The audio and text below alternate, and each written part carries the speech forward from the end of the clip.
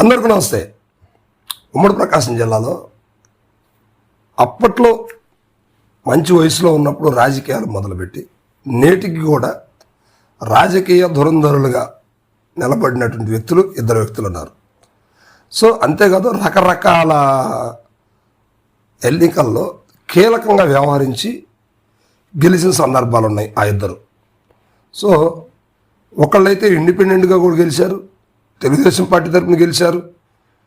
ఇంకొకరు కాంగ్రెస్ పార్టీలో పనిచేశారు, తెలుగుదేశంలో పనిచేశారు, వైసీపీలో పనిచేశారు. ఇద్దరు కూడా ప్రస్తుతం వైసీపీలో పనిచేశారు, మళ్ళా తెలుగుదేశం పార్టీలోకి వెళ్ళారు. ఆ ఇద్దరు గురించి రకరకాల కథలు చెప్పుకుంటూ ఉంటారు ఆ ప్రాంతంలో. ఆ ప్రాంతమే అద్దంకి అసెంబ్లీ నియోజకవర్గం. సో అద్దంకిలో కన్నం బలరాం గారికి ఒక ప్రత్యేకమైన వర్గం, ప్రత్యేకమైన స్థానం ఉంది. అదేవిధంగా బాచిన చెంచుగరటయ్య గారికి కూడా అద్దంకిలో ఒక ప్రత్యేక అనుబంధం ఉంది, ప్రత్యేక వర్గాలు ఉన్నాయి. సో వీళ్ళిద్దరు కూడా అద్దంకి మీద ఎన్నోసార్లు పోటీ చేసి గెలుపు ఓటములు చవి చూసినటువంటి వ్యక్తులు. ఇక గరటయ్య గారు అయితే అద్దంకిలో స్థిరంగా 3 నుంచి 4 సార్లు ఎమ్మెల్యేగా పనిచేశారు. సో కానీ మంత్రి కాలేకపోయారు. అదేవిధంగా కరణం బలరాం గారు కూడా అద్దంకి నుంచి గెలిచారు. 2 సార్లు ఆయన అద్దంకి నుంచి పోటీ చేసి గెలిచారు, 2 సార్లు ఓటమి పాలయ్యారు. మార్టూరు నుంచి గెలిచారు, ఒంగోలు పార్లమెంట్ సభ్యులుగా చేశారు. సో అంటే పలు ప్రాంతాల్లో ఆయన రాజకీయ జీవితం కొనసాగుతూ వచ్చింది. అయితే అద్దంకి మీద మాత్రం ఆయన ప్రత్యేక దృష్టి సారిస్తూ అద్దంకిని తన సొంత గడ్డగా భావిస్తూ అద్దంకిలో రాజకీయం చేస్తూ ఉన్నారు. సో ఇలాంటి తరుణంలో 2019 ఎన్నికలు ఇక్కడ కీలకం అని చెప్పుకోవచ్చు. ఎందుకంటే 2019 ఎన్నికల్లో అప్పటికే తెలుగుదేశం పార్టీలో సీనియర్ నాయకులుగా ఉన్నటువంటి కరణం బలరాం గారు అనూహ్యంగా గొట్టిపేట రవికుమార్ గారు అద్దెంకి రావడంతో ఈయన ఇక్కడ ఓటమి లేకుండా గెలుస్తున్న తరుణంలో ఈయన్ని చంద్రబాబు నాయుడు గారు చీరాలు పంపించారు. మనందరికీ తెలిసిన విషయమే. 2019లో అక్కడ కంటెస్ట్ చేయించారు. కానీ అనుకున్న రీతిగా ఆయన బ్యాడ్ లక్ కాబోలు ఆయన గెలిచారు, కానీ గవర్నమెంట్ రాలేదు. సో వెంటనే వైసీపీలకు చేరటం జరిగింది. సో ప్రస్తుతం 2024 ఎన్నికలకు కూడా వాళ్ళ కుమారుడు వెంకటేష్ బాబు గారు చీరాల నుంచి పోటీ చేసి మళ్ళీ ఓటమి పాలయ్యారు. అయితే 2019 ఎన్నికల్లో వైసీపీలోకి వచ్చినటువంటి బలరాం గారు హవా బాగానే కొనసాగించారు. ఈయనకి చీరాల వెళ్ళిన తర్వాత ఇంకొక ప్రాబ్లం మొదలైంది. అక్కడ స్థానికుడైనటువంటి ఆమంచి కృష్ణమోహన్ గారు, వీళ్ళిద్దరు కూడా పచ్చగడ్డేస్తే బొగ్గుమనే పరిస్థితి. వీళ్ళిద్దరు కూడా క్లారిటీ రావట్లేదు, కుదరట్లేదు. బలరాం గారిని అక్కడ ఉంచేసి ఎమ్మెల్యేగా ఉన్నారు కాబట్టి ఆయన వైసీపీలో తీసుకొని ఆయన అక్కడ నుంచి ఆమంచి కృష్ణమోహన్ గారిని పచ్చూరు పంపించారు. ఆమంచి కృష్ణమోహన్ గారిని ఎంత బుజ్జగించినా కూడా ఆయన పచ్చూరులో నిలబడలేని పరిస్థితి. మళ్ళా ఆయన చీరాలు వచ్చేసి నాకు కుదరదంటే కుదరదు, నేను చీరాల నుంచి కంటెస్ట్ చేయాలి, ఇస్తే ఇవ్వండి, లేకపోతే నేను వేరే పార్టీ నుంచి అయినా పోటీ చేస్తాను, లేదా నాకు 2014లోనే నేను ఇండిపెండెంట్గా గెలిచాను. సో అందువల్ల నేను కావాలంటే మళ్ళీ ఇండిపెండెంట్గానే వేస్తాను, వేరే పార్టీ నుంచి చేసేస్తాను, కానీ పచ్చూరు మాత్రం నేను వెళ్ళనంటే వెళ్ళను అన్నారు. సో దీంతో బలరాం గారికి గట్టి పోటీ ఇచ్చే పరిస్థితి ఆమంచి కృష్ణమోహన్ గారు కనిపించారు. సో ఇప్పుడు వీళ్ళిద్దరు ఉద్దండుల మధ్య ఇద్దరు కూడా పోటీ చేసుకోవటం వల్ల ఎంఎం కొండయ్య గారు అక్కడ గెలవడం జరిగింది. సో ఇది చీరాల పరిస్థితి. బలరాం గారు అక్కడ యాక్టివిటీ అది. సో ప్రస్తుతానికి చీరాల్లో ఇన్ఛార్జిగా బలరాం గారి కుమారుడు వెంకటేష్ బాబు ఇన్ఛార్జిగా వ్యవహరిస్తున్నారు. అయితే అంత యాక్టివ్నెస్ అనేది లేదు. ఎందుకంటే వాళ్ళకు కూడా మరలా అద్దంకిలోనే కంటెస్ట్ చేయాలి, అద్దంకి నుంచి గెలిచి తీరాలి అనే ఒక ఆలోచన అయితే ఉన్నట్టుగా ఉంది.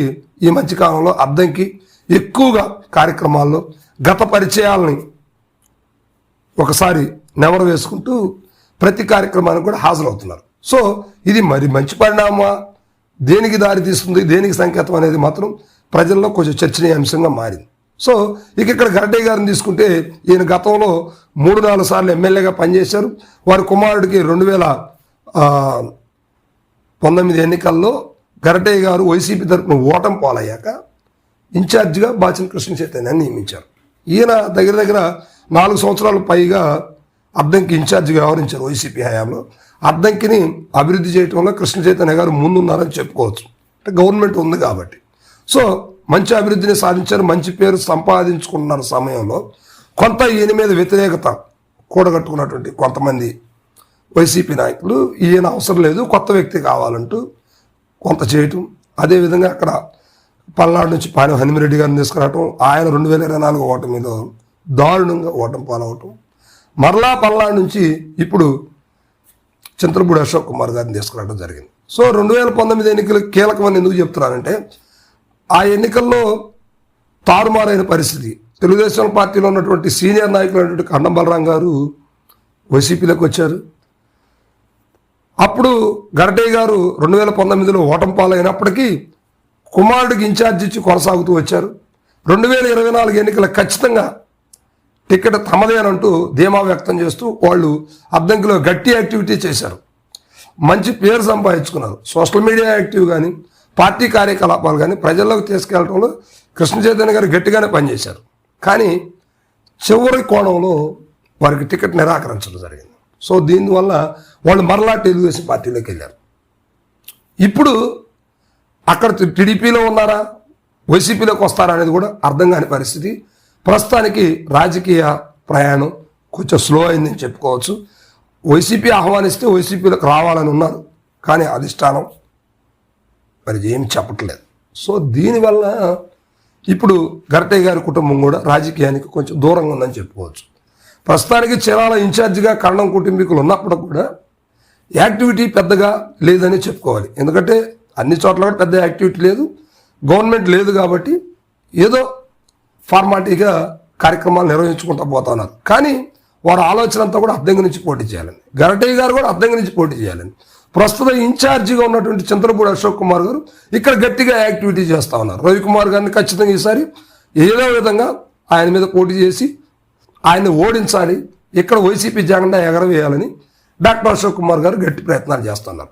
ఇంతమంది హవాలో వైసీపీ ఇన్ని వర్గాల మధ్య గెలవడానికి అవకాశం ఉంటుందా? సో ఇక ఈ ఉద్దండులు ఇద్దరు కూడా ఒకప్పుడు అద్దంకిలో చక్రం తిప్పినటువంటి వాళ్ళు, చెరో వర్గాలు, చెరో వ్యవహారాలు ఇక్కడ చేసినటువంటి వ్యక్తులు. మరి ఇలాంటి వ్యక్తులు ఇప్పుడు రాజకీయంగా సైలెంట్ అయిపోయిన పరిస్థితులు కనిపిస్తూ ఉన్నాయి. ఎందువల్ల? స్థిరమైనటువంటి నాయకత్వం కోల్పోయినందువల్ల, స్థిరమైనటువంటి పార్టీలో ఉండలేకపోవటం వల్ల, భారమైన పార్టీని కనిపెట్టుకొని ఎందుకు ఉండలేకపోయారు? ఎందుకు వీళ్ళు పార్టీలు మారాల్సి వచ్చింది? ఎందుకు నేడు నాన్ లోకల్ వ్యక్తులు వచ్చి అద్దంకి నియోజకవర్గంలో పెత్తనం చేస్తున్నారు? స్థానికులైనటువంటి వీళ్ళు అద్దంకిని ఎంతో కొంత ముందుకు నడిపించి అభివృద్ధి పదంలో చేసినటువంటి వ్యక్తులు ఎందుకు వెనకబడిపోయారు? కామెంట్ చేయండి.